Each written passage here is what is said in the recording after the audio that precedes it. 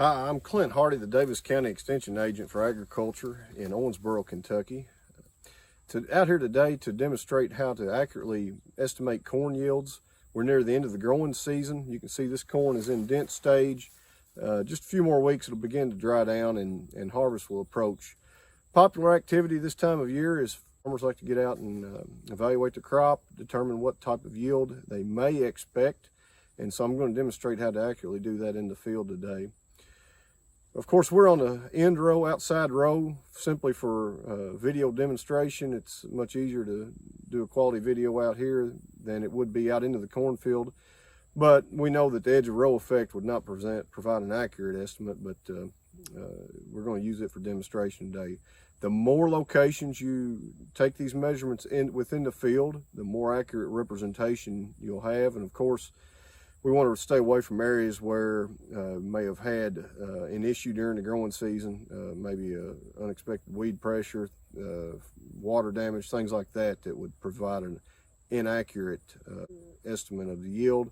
Also, of course, we want to avoid the areas where you know the yield is going to be the best and only stop at that location, don't do any more measurements. So the goal for this is to help in preparing yourself for what you may find with the combine, and then of course for marketing decisions here with late in the season.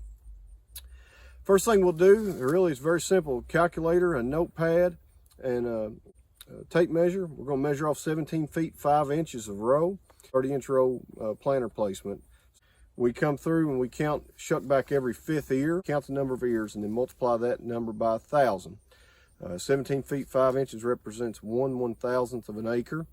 And the ear count in that area would be representative of the number of ears in 1/1000th of an acre. So we multiply that number by 1,000. I've already done that in this field. The harvest population was 36,000.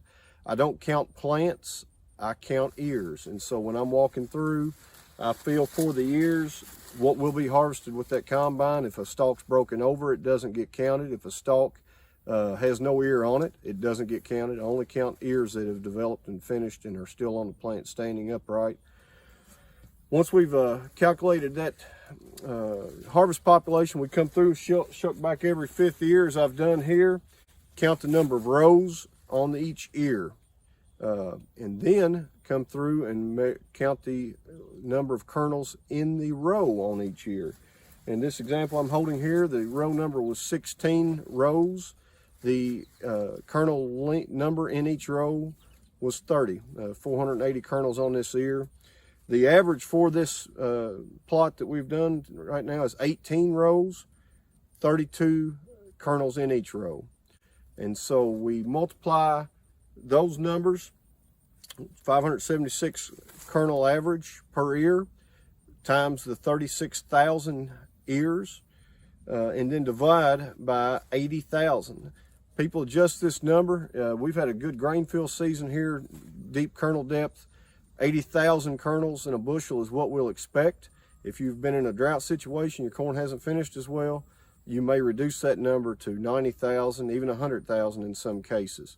More kernels will be required to make a bushel in those situations. But in this field, we're going to use 80,000.